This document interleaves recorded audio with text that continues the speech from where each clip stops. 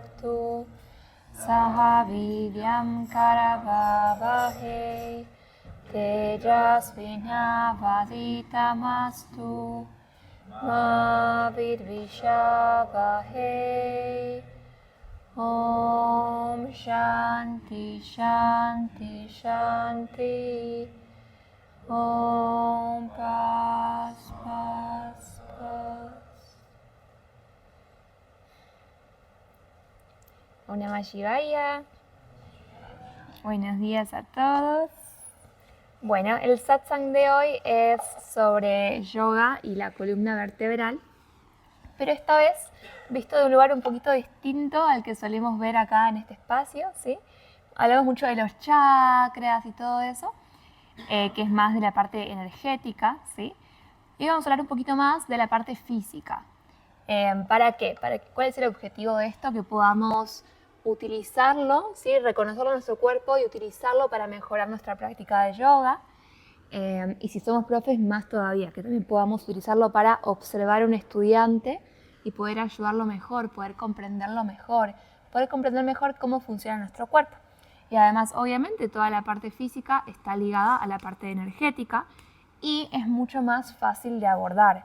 La verdad es que, bueno, hay algunos profes que son muy tesos, que sí pueden, pero bueno, yo no puedo, creo que la mayoría de nosotros no podemos mirar a un estudiante y así verlo y decir, ay, es que tenés el chakra corazón un poquito bloqueado y tenés el plexo solar hiperactivo.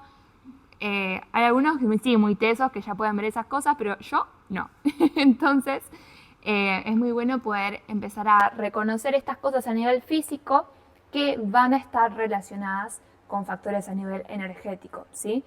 Pero es bueno empezar por nuestro nivel, por lo que más podemos observar y empezar a armonizar desde ahí, para luego también poder armonizar otras cuestiones.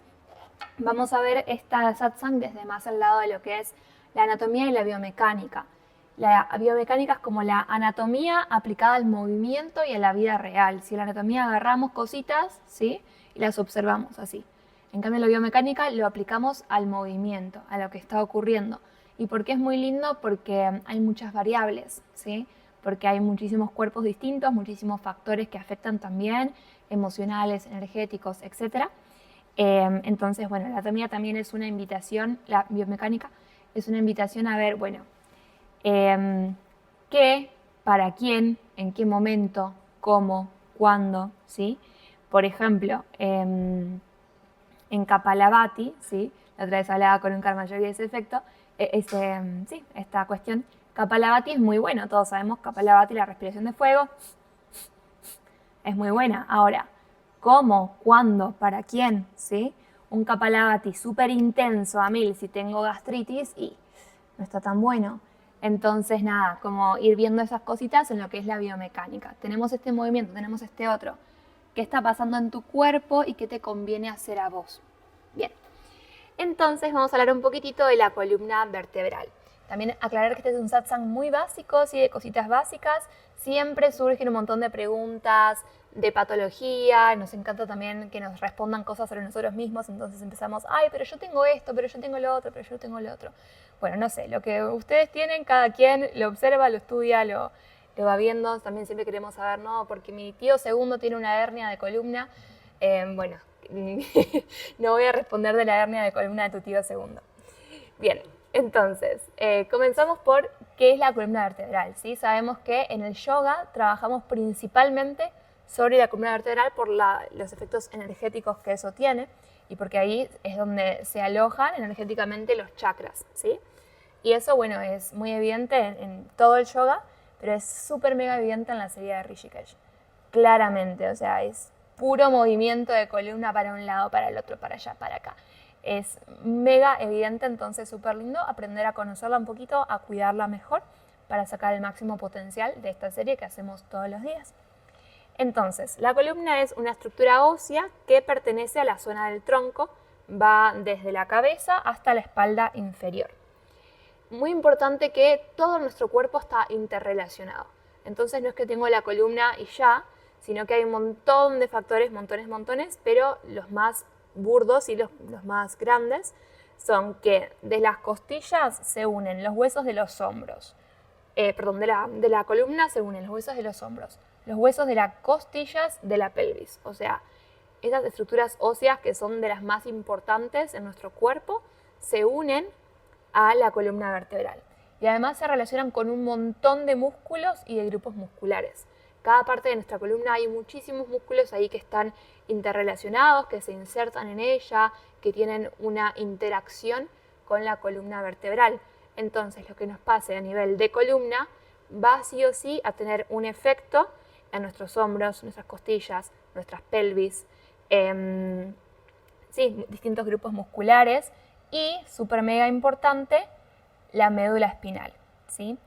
Esta columna vertebral es como un tallo que está compuesto de 26 piezas. Según cómo hagas el conteo, puedes decir 26 o 33. Después explicamos por qué. Que son esas piezas óseas, son las vértebras, ¿sí? Que se unen entre sí mediante cartílagos y ligamentos intervertebrales. Las vértebras de cada parte de la columna varía un poco su estructura, pero básicamente tienen una parte anterior, una parte posterior y tienen la parte del centro, y en el centro tienen como un agujero por el que pasa la médula espinal, ¿sí? Que es como la parte principal de nuestro sistema nervioso. Y también salen nervios, ¿sí? De la médula espinal entre cada vértebra. Siempre hay 2 nervios de la médula espinal. Entonces, claramente la columna tiene funciones mega importantes y protege la médula espinal, que es muy, muy, muy fundamental para todo. Entonces, las 3 principales funciones de nuestra columna vertebral parecen a veces inclusive contradictorias, ¿sí? Porque son sostén, si nos dan estructura, sostienen el peso de muchas estructuras físicas y nos dan como esta capacidad de sostenernos. Movilidad, ¿sí? Hace que yo pueda hacer esto, que me pueda agachar, que me pueda mirar arriba. Sostén, movilidad y protección, ¿sí? ¿Protección de qué? De la médula espinal y de nuestros órganos internos, o sea, pulmones, corazón, vasos, etc. Vieron que tenemos acá toda la caja torácica, ¿sí? Y la columna torácica es parte de estas costillas, de toda esta caja torácica, y cumplen esa función de proteger un montón de órganos súper importantes y que son muy delicados. Entonces, si quedó claro, es muy importante la columna vertebral. Entonces, entre vértebra y vértebra tenemos unos discos intervertebrales, ¿sí? Imagínense que es como una bolita así medio de agua, como un globito, ¿sí? Que uno puede hacer así, como que así, esa consistencia de globito de agua. Los discos intervertebrales actúan como amortiguadores frente a altos impactos y protegen la columna y la médula, ¿sí? Hacen que si hay un impacto, si yo salto, si yo me muevo, si yo me torsiono, esos discos hacen que todo se mantenga como debe ser y que las vértebras no se choquen ni haya ningún movimiento que no tenga que haber. Hay un fluido intercelular que está en estos discos vertebrales, ¿sí? Que se maneja con el principio de comprensión y expansión. Cuando hay comprensión en el disco, como que se exprime este fluido, y cuando hay expansión, como que se remoja y este fluido hace que se logre la circulación por todo el disco. Entonces es muy importante ese movimiento de comprensión y de expansión de las vértebras, ¿sí?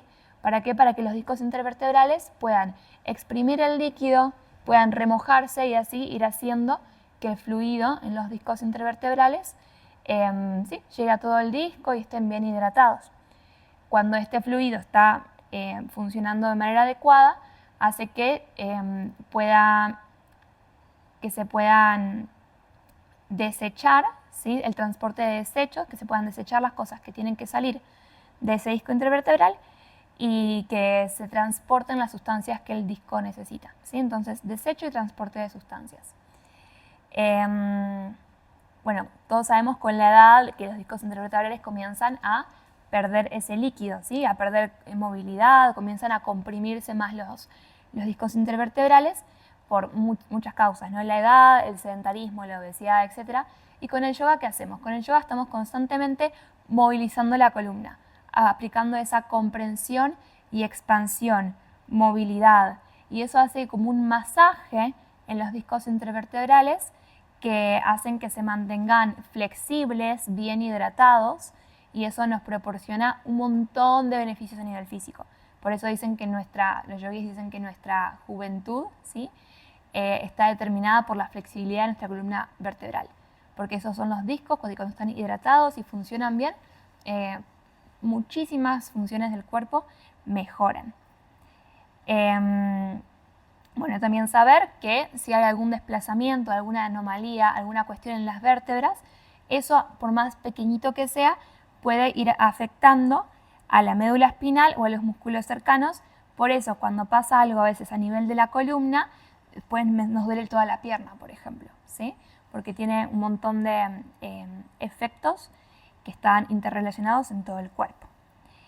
Bien, entonces, vamos a hablar un poquito de la segmentación de la columna, que todos la conocemos porque todos la tenemos. Dijimos entonces que son 26 vértebras o piezas óseas y están divididas, esto lo vamos a ver después, en ciertas secciones, ¿no? Tenemos entonces las cervicales, que son 7 vértebras cervicales y se numeran de C1 a C7, ¿sí? C de cervical, de C1 a C7. Luego tenemos las vértebras dorsales o las torácicas, ¿sí? Que son las que siguen, que son de T1 a T12, también T de torácica, T1 a T12. Luego tenemos las 5 vértebras lumbares de L1 a L5, que son como las más grandotas. Y luego tenemos el sacro y el coxis.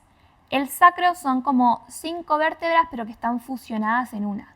No hay discos intervertebrales ahí y es un tipo de articulación, sí, que están como, sí, fusionadas. No me voy a meter en tipos de articulaciones ahora. Y el coxis son 4 que están fusionadas en uno. En general, sí, siempre obviamente hay excepciones a las reglas. El coxis hay veces que hay anomalías en las que son 3 o son 5, o sea, puede ser más chiquitito o más grande, ¿sí? Pero bueno, entonces básicamente son 26 vértebras o 33. Bien, entonces las curvas de la columna. Es muy evidente cuando estamos recostados en Shavasana, por ejemplo. Ahí sentimos muy evidentemente esas curvaturas naturales de la columna. Por eso a veces cuando estamos en el Shavasana inicial, me gusta decir que recorran los apoyos de su cuerpo sobre el suelo. Cuando uno recorre esos apoyos, reconoce esas curvas de la columna. Dani, ¿podés venir?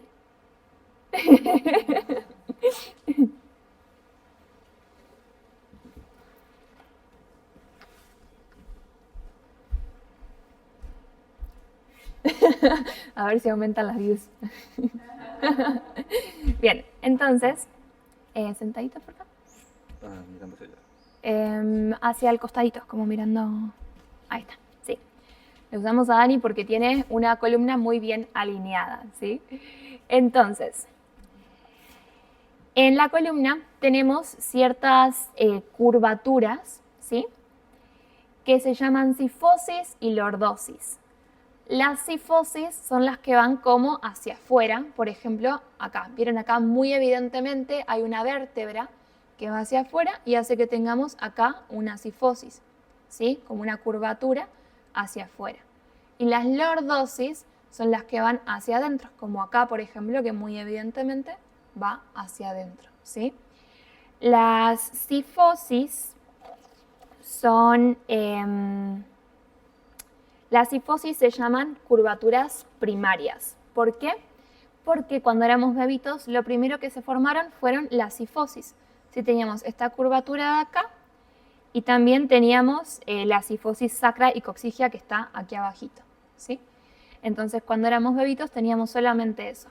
Por eso son primarias. Y luego, a medida que aprendimos a caminar y que fuimos creciendo, se formaron las lordosis, que son las que van hacia adentro, por eso se llaman secundarias. Entonces, las curvaturas que tenemos son la lordosis cervical, aquí, ¿sí? Desde que comienza, desde que termina el cráneo, acá la lordosis cervical, la lordosis lumbar, aquí abajo, y tenemos la cifosis torácica, y más acá abajito tenemos la cifosis sacra y coxigia, ¿sí? Entonces, esas son las curvas. También podríamos decir que tenemos por aquí una pequeñita cifosis que, si bien no es parte de la columna, es donde se une nuestro cráneo con la primera vértebra de nuestra cervical, ¿sí? Es donde se une el cráneo con la primera vértebra. Eso también es como una pequeñita cifosis. ¿Te puedes acostar un momentito, porfis? ¿Sí? Sí. No, como boca arriba. Entonces, cuando nos recostamos, podemos percibir muy evidentemente estas curvas. Ahora, muchas veces nos damos cuenta que cuando tenemos, por ejemplo, la lordosis lumbar muy pronunciada, cuando estamos recostados, uno puede pasar una manito por acá. Seguro a muchos les pasa, ¿no? Que queda acá un espacio. Muchas veces a las mujeres, ¿sí? Y si no, si tenemos, por ejemplo, mucha cifosis dorsal, cuando estamos recostados, podemos sentir mucho también como ese redondeo en la columna, ¿sí? Y que apoya más esta parte de la columna. ¿Te paras de nuevo, por favor? Gracias. Bien. Entonces, la cifosis craneal, que es la que dijimos que es eso que une el occipital, ¿sí? Con la primera vértebra cervical, es la primerita que está acá. La lordosis cervical, que está acá, es la que nos da mucha movilidad. ¿Vieron que el cuello lo podemos mover para todos lados? Puedes mover un poquito el cuello. Y si uno mira bien, ¿de dónde sale todo el movimiento? De ahí arriba, ¿sí? Entonces esto nos da movilidad cabeza-cuello. La cifosis torácica, además de muchas otras funciones, tiene una función de protección del corazón, de los pulmones, de todos esos órganos. Ven que esto de acá se une luego con las costillas y estas son las zonas donde están todos esos órganos súper importantes. Entonces, movilidad, protección, ¿sí? La lordosis lumbar también nos da movilidad, que es hasta donde está por encima de las caderas. Y bueno, vieron que esto también nos permite ir adelante, ir hacia atrás. Puedes ir adelante, ir hacia atrás. Es esta zona, ¿sí? Esto se mueve un poquito, pero lo que más nos permite esos movimientos es esta zona de acá. Entonces, su función principal, además de muchas otras, es la movilidad que nos da. Y la cifosis pélvica, que está aquí abajo, protege nuestro aparato reproductor, ¿sí? También tiene una función principal de protección. Entonces, la cifosis, dijimos que son curvas primarias, son las primeras que se forman en el ser humano, van como hacia atrás y tienen menos movilidad y mayor protección, ¿sí? Se mueven menos para todos lados y dan más protección a los órganos. Y las lordosis, al contrario, son curvas secundarias, van hacia adelante y tienen más movilidad y menor protección. Por eso, casi siempre, ¿en dónde son los problemas? ¿Dónde está el dolor? En las lumbares y en el cuello, en las cervicales. Casi siempre es así. Entonces, en la columna cervical, vamos a hablar un poquito muy brevemente de cada una de estas partes. La columna cervical, las primeras dos vértebras, ¿sí? Se llaman atlas y axis, C1 y C2, y son las vértebras que permiten la mayor movilidad de la cabeza, ¿sí? Estas dos de acá, las primeritas, son las que hacen que uno pueda mover la mayor parte de la cabeza. Después, la articulación atlanto-occipital, o sea, la que hablamos primero, que es la que une como el cráneo con las cervicales, permite de arriba hacia abajo. ¿Puedes moverte arriba abajo? Si bien ven que toda esta zona hace ese movimiento, lo que más permite el movimiento es esa articulación atlanto-occipital, ¿sí? El cráneo con la primera vértebra. Y después, la articulación atlanto-axoidea, que es entre la primera y la segunda vértebra, es la que más permite que movamos de izquierda a derecha. ¿Izquierda a derecha? No, al revés, o sea, como eso. Si bien es un movimiento conjunto, la segunda vértebra es la que más permite que eso se haga. Entonces también, si alguien reconoce, ay, me está costando hacer este movimiento, uno puede ahí distinguir en dónde es que está ese dolor o en dónde es que está esa restricción del movimiento, ¿sí? Y después la C2, que es entre la C2 y la T1, o sea, entre la segunda y la primera vértebra torácica, nos permiten mucho los movimientos de flexo-extensión y de inclinación. Ahora sí, la oreja al hombro. Eso. ¿Ves? Ese movimiento también, si observan bien, si bien toda la columna cervical está involucrada, es más de acá hacia abajo. Entonces ahí, para que cada uno investigue, ¿qué me duele? Cuando bajo la cabeza, entonces probablemente el problema esté más aquí arribita en la columna. Ah, me duele cuando llevo la oreja al hombro. Ah, entonces probablemente el problema esté en más la parte de abajo de la columna cervical, ¿sí? También súper importante que estas vértebras requieren de mucha movilidad y también estabilizan y sostienen la cabeza, que la cabeza es como un 10% de nuestro peso corporal. Entonces muy muy importante, por eso en el triángulo decimos sostener la cabeza. ¿Por qué? Porque si dejo caer es mucho peso. ¿Y a dónde va el peso? Acá, a estas vértebras, ¿sí? Bien, ¿qué pasa cuando hay un aumento exagerado de la cifosis dorsal? ¿Puedes hacer una cifosis? Eso. En general, la cabeza cae un poquito hacia adelante, ¿o no? Eso, cae un poquito hacia adelante. ¿Y qué hace? Que no esté en nuestro centro de gravedad, ¿sí? Que no esté sobre nuestro eje. Entonces, ¿qué pasa? Si esta cifosis está así exagerada, la cabeza cae hacia adelante y hay mucha más tensión acá, ¿sí? Por eso muchas veces cuando hay cifosis suele haber dolor en las cervicales, porque tiene que haber mucha más fuerza ahí y todos los músculos que están acá alrededor tienen que tensionarse mucho más y se sobrecargan. Puedes volver. Gracias. Bien, entonces tenemos una cervical erecta, como está Dani. Después tenemos la flexión de cabeza. ¿Sí? Flexión de cabeza es cuando vamos hacia adelante, ahí estamos flexionando la cabeza, y la flexión de cuello es cuando vamos hacia atrás, porque estamos flexionando el cuello. ¿Sí? Bien, la columna torácica o la dorsal. Como dijimos, es una curva primaria, va hacia atrás, es una cifosis, articula con las costillas, y estas vértebras tienen una leve rotación, sí, se rotan un poquitito, pero son mucho más rígidas porque previenen la flexión o la extensión excesivas para prevenir que los órganos que haya algún daño en los órganos internos. Entonces dijimos que protegen los órganos vitales.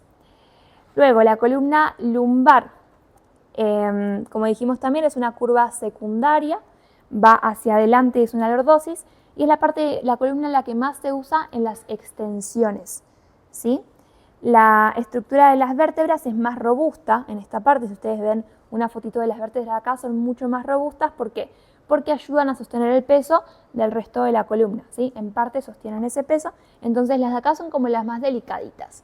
Las de ahí son más delgaditas, más chiquitas, más delicaditas, y las de acá son las más contundentes. Permiten el movimiento de flexión y extensión. ¿Puedes hacer Paschimottanasana, por favor? Por ejemplo, entonces, cuando hacemos un movimiento de flexión hacia adelante, como Paschimottanasana, ¿cuál es la parte de la espalda que más hace este movimiento? Esta, ¿sí? Si bien toda la columna está involucrada, nuestras lumbares son fundamentales ahí, ¿sí? Y volvemos ahora, y también los movimientos de extensión, si bien también participan el resto de las partes, cuando hacemos una cobra, un arco, hace cualquier movimiento de extensión, el que más quieras. Cuando hacemos un movimiento de extensión, muy evidentemente, si bien el resto de la columna se involucra, viene claramente sobre todo de esta zona, ¿sí? Entonces ahí para que tengamos en cuenta qué es lo que más estamos utilizando en cada movimiento de yoga. Si voy hacia adelante y me flexiono, gracias, estoy usando las lumbares, ¿sí? Por eso después de cada movimiento, de ir adelante o de ir atrás, tengo que hacer una contrapostura que vaya a afectar a las lumbares.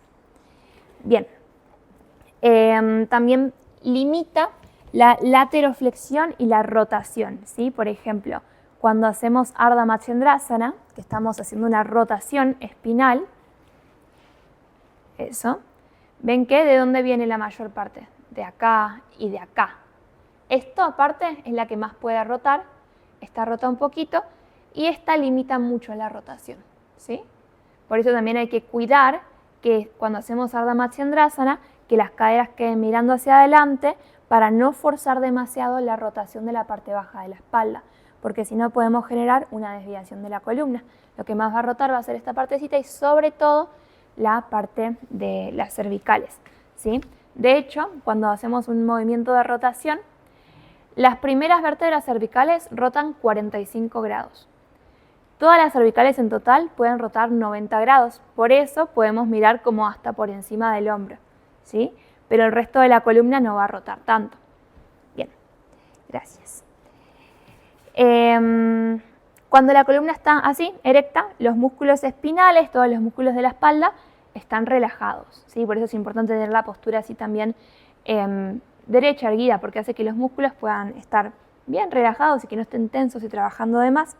Cuando hacemos una flexión hacia adelante, ¿sí? Como Paschimottanasana o así como está Dani, se contraen los abdominales y los extensores, ¿sí? Que están acá a los laditos.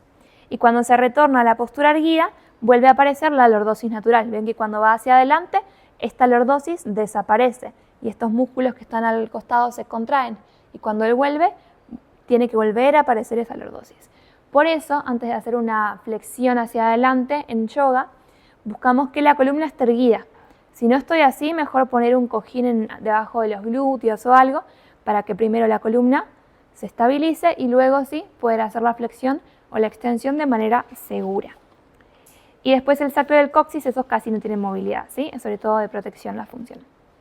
Bien, yo sé que es mucha info, pero voy a hacer un poquito más así medio rapidito. Acá tenemos esta bellísima ilustración que es obra de Marcita. Las artes plásticas no son una de mis habilidades más desarrolladas, así que Marcita nos ayudó con eso. Quédate un segundito más. Entonces, la columna normal es como está así Dani y como recién nos mostró tenemos la cifosis, la lordosis. Ahora, cuando estas curvaturas están exageradas, se llaman hipercifosis o hiperlordosis, ¿sí? Y en general son hipercifosis dorsal o hiperlordosis lumbar, ¿sí? Entonces, ¿nos mostrás una hipercifosis, por favor? Como hacia... No, curvando esto, exagerando hacia el otro lado, hacia el otro lado. Eso. Esto ocurre mucho, ¿sí? De hecho, nada, es muy evidente que el yoga nos ayuda mucho a corregir esto. Uno ve y uno empieza ahí a como a distinguir cositas. Por ejemplo, puedes volver a la normalidad. Veo muchos karma yogis, digo karma yogis ¿por qué? Porque uno los ve haciendo yoga muy seguido, ¿sí? Entonces uno ya sabe quién se va a los saludos al sol a ir al baño, quién se para en el shavasana, uno ya los empieza ahí a reconocer. Entonces, por ejemplo, se ve mucho que karma yogis llegan y después de 2 o 3 meses su cifosis, muchos llegan con mucha cifosis, se ha modificado un montón por el yoga, ¿sí? Porque en el yoga trabajamos muchísimo eso. También se ve mucho, por ejemplo, que el que tiene una cifosis o tiene tendencia a ese tipo de postura, cuando hace, por ejemplo, el pez, suele pasar que el pez está como caído, ¿sí? ¿Por qué? Porque esta cifosis, volví a hacerla, no está apartada del resto del cuerpo. O sea, es el redondeo exagerado de las vértebras torácicas, nos da la apariencia encorvada, la cabeza en general como está Dani así, un poquito hacia adelante, y afecta otras partes del cuerpo. ¿Qué hace? Hace que en general se acorten los pectorales, ¿sí? Los músculos pectorales se acortan. Y el trapecio, ¿sí? Hay secciones que se acortan y secciones que se alargan. Entonces, ¿qué pasó? Si yo estoy así, se me acortan los pectorales y cuando intento hacer el pez, que tengo que abrir y abrir los pectorales, muchas veces ocurre que si yo tengo una cifosis, el pez me queda todo caído y queda todo así porque se me acortaron los pectorales. Eso para que nos demos una idea de que todo tiene una relación en el cuerpo, ¿sí? Y que a veces me preguntan, ay, es que yo en la cadera derecha, y es que hay que ver una totalidad. Capaz no es que, la causa no es que en el pez no puede salir en el pecho. Capaz que la causa es que tenés una cifosis y eso está haciendo que no pueda salir el pecho. Eso nos invita a observar mucho la interrelación entre las partes del cuerpo, que no es algo apartado del resto, ¿sí? Bien, ¿y cuáles son las causas? Puede ser genética en ciertos casos y también el estilo de vida, cuando estamos mucho tiempo así, y tiene mucho que ver también con ciertas cosas emocionales y de actitud, ¿sí? Por ejemplo, si alguien es una persona muy tímida, muy retraída, como con problemitas de que no quiere que lo vean y eso, tendemos a hacer ¿qué? Como que nos escondemos, nos hacemos chiquitos, se hace una cifosis, ¿sí? Ahora, si soy una persona, si soy, no sé, una mujer que mide 1,60 m y tiene que ser líder en una empresa y todavía le cuesta un poquito que la respeten, va a sacar pecho, se va a poner así, ¿sí? Y va a tener una postura distinta, ¿sí? También, qué sé yo, si voy mucho al gimnasio y me vendieron que la columna tiene que estar totalmente erguida y yo me largo, puede haber inclusive una rectificación de la columna en la que no se ven bien las curvaturas naturales, ¿sí? Hay muchos factores que influyen a esto. Ocurre mucho en las mujeres, ¿sí? La hipercifosis ocurre en todos, pero más en los hombres. Y las mujeres ocurre muchísimo la hiperlordosis. ¿Puedes mostrarnos un momentito una hiperlordosis? Como sacando cola, al revés. Ahí está. La hiperlordosis ocurre un montón, ¿sí? Sobre todo en las mujeres, por muchos factores. A veces son factores genéticos y muchas veces también son factores culturales y sociales que fuimos adoptando. Yo a mis 13 años tenía hiperlordosis.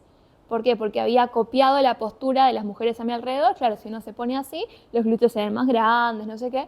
Y muchas mujeres adoptan esa postura. Entonces yo de chiquita empecé a copiar esa postura de las mujeres que tenía a mi alrededor por una cuestión social, cultural. Y después se me fue corrigiendo con ballet y con yoga. También cuando vemos que hay alguien, ¿sí? Si veo algún estudiante que tiene una hiperlordosis, voy a ver muy evidentemente en el saludo al sol, ¿qué hacen? Cuando llevan los brazos hacia atrás, arquean toda la espalda, ¿sí? Y en muchas ocasiones se hace ese arqueo exagerado de la columna que los puede lastimar. Entonces, tener mucha atención cuando yo observo eso en un alumno para ir a asistirlo, ir a marcarle, ayudarle a recuperar esa curva natural. Hay veces que es genética, pero bueno, muchas veces sí se puede corregir.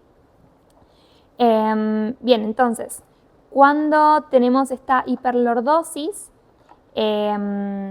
también se afectan otros músculos. Les voy a dar algunos ejemplos. El glúteo máximo, ¿sí? Una parte de los glúteos suele estar alargado. O sea, cuando está alargado es que está demasiado tironeado. Los isquiotibiales, cuando uno tiene una hiperlordosis lumbar, nos muestras de nuevo, los isquiotibiales suelen estar demasiado activos. ¿Por qué? Porque hay partes de los glúteos que se ponen más débiles. Entonces los isquiotibiales se ponen muy activos. Entonces puede pasar que cuando vamos a Paschimottanasana sentimos que, no llego, no tengo flexibilidad, y capaz que, ¿qué es lo que está pasando? Que esto está afectando a mis isquiotibiales, que es la parte de acá atrás de la pierna, ¿sí? Entonces cuando voy a Paschimottanasana siento que no llego. ¿Y es por qué? Porque están muy tensos, ¿sí? Los flexores de cadera cortados, ¿sí? Acá en la cadera también más cortitos, el transverso abdominal débil y el recto abdominal alargado, para que vean que tiene como muchos efectos. Bien, y ahora sí, ya puedes volver. Gracias. Entonces, las curvaturas que vemos son la normal, ¿sí? La hiperlordosis lumbar, que va hacia adentro, la hipercifosis dorsal, que va hacia afuera, y luego si nos ponemos en este eje, tenemos la columna normal así, y la escoliosis, que todos la hemos escuchado, todos la conocemos, que es una desviación de la columna, así como una S, ¿sí? La escoliosis ocurre muy frecuentemente en el periodo de crecimiento antes de la pubertad, ¿sí? Pero hay distintos tipos de escoliosis. Una es la funcional, que es cuando la columna está normal, pero desarrolla esa curvatura, esa escoliosis, por una anomalía en otra parte del cuerpo. Por ejemplo, si tengo una pierna más larga que la otra, puede que desarrolle esa escoliosis, ¿sí? A ver, ¿dónde está? Acá.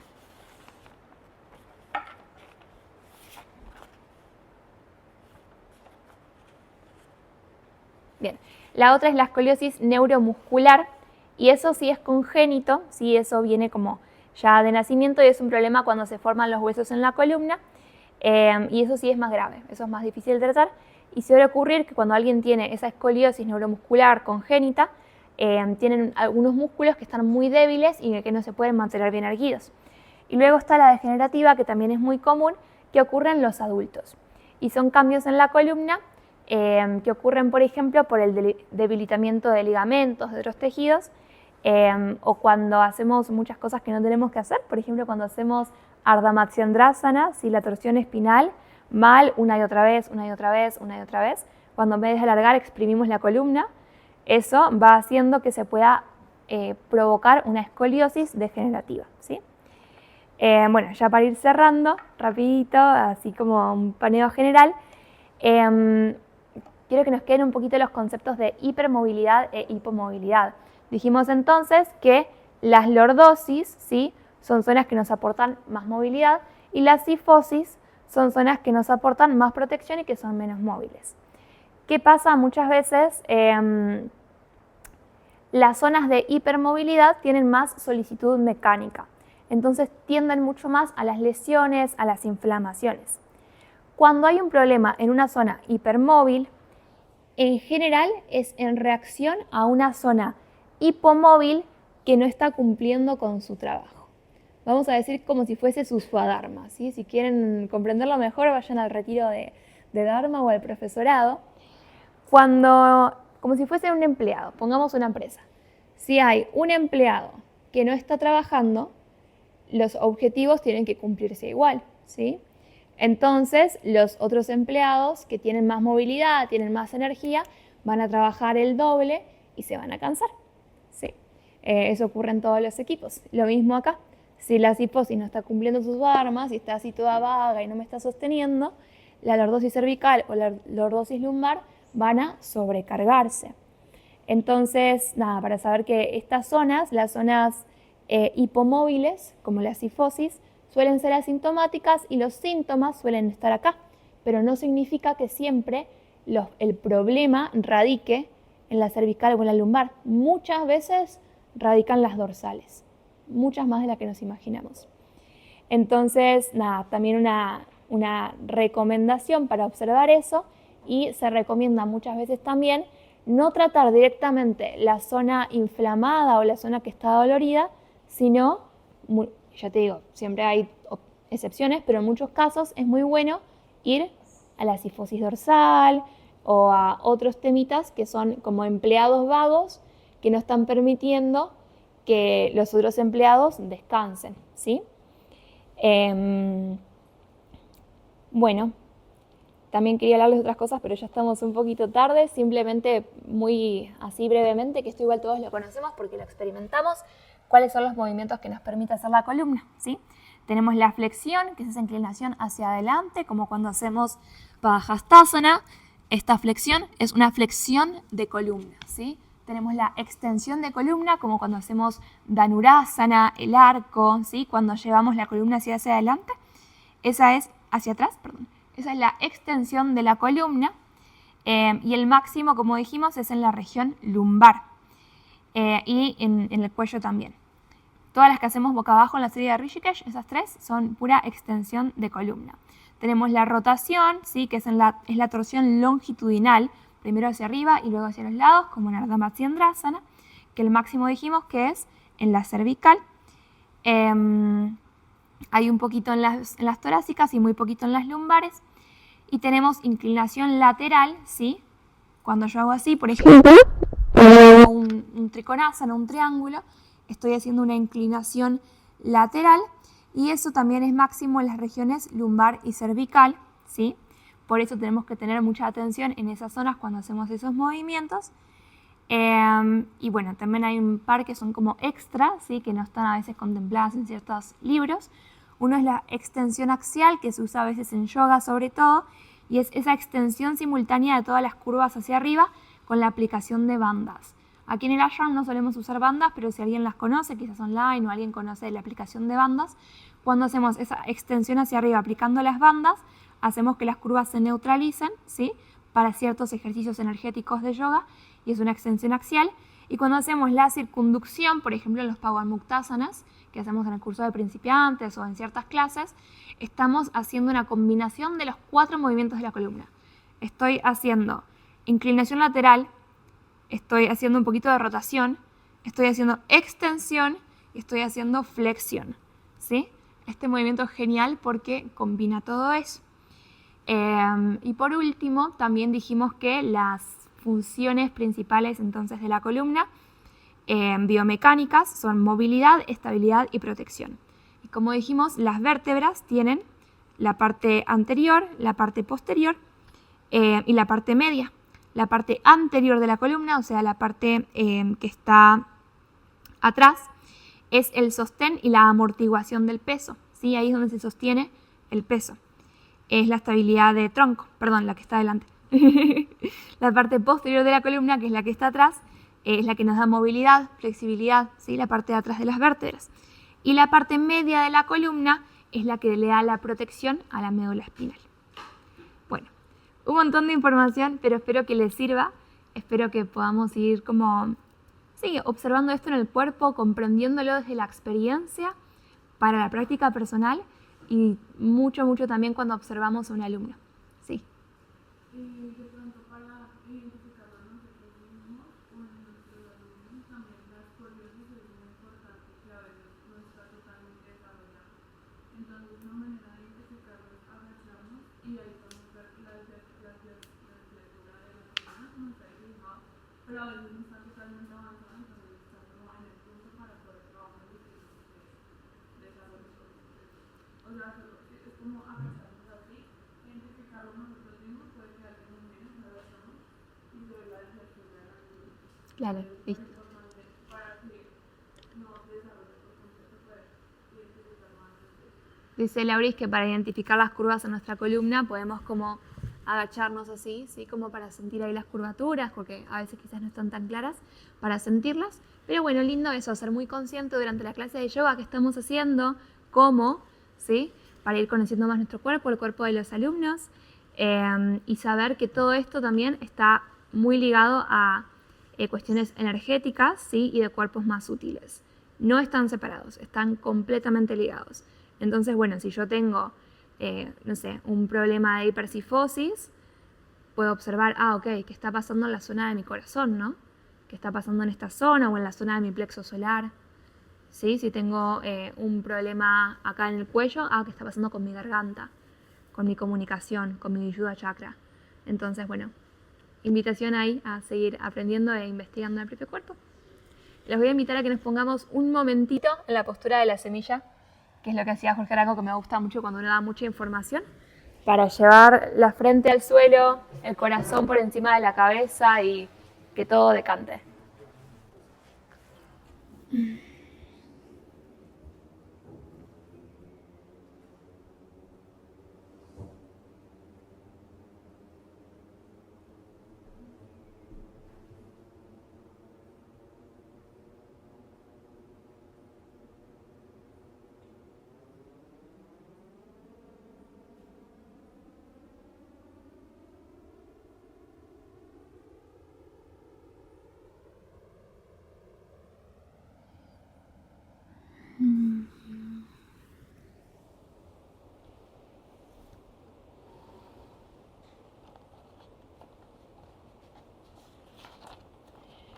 Bueno, anuncios. Profesorado de yoga en 21 días, del 5 al 26 de septiembre. Súper recomendado, es algo hermoso, así que, bueno, si todavía no sos profe y querés poner todo esto en práctica, podés venir al profesorado y si ya sos profe y querés profundizar, también podés venir. Sí, una experiencia hermosa, profesorado de yoga para niños del 6 al 13 de octubre y en simultáneo tenemos un retiro para niños y familias del 8 al 13 de octubre. Es algo súper hermoso, muy recomendado. Yoga, canto y danza del 26 de septiembre al 1 de octubre. Pueden verlo en la página. Es una inmersión hermosísima. Estás todo el día cantando, bailando y haciendo yoga. Todo el día literalmente. Profesorado de yoga para empresas del 29 de agosto al 3 de septiembre. Caminatas al origen, unas caminatas a unos templos naturales de acá todos los fines de semana. Cursos de principiantes aquí en el ashram también de yoga todos los fines de semana. Y del 7 al 10 de agosto tenemos un retiro para niños y familias donde vamos a explorar la dicha, la alegría, Ananda, a partir del yoga y de la conexión en la naturaleza. Bueno, cerramos entonces con el mantra final, con el Purnamada.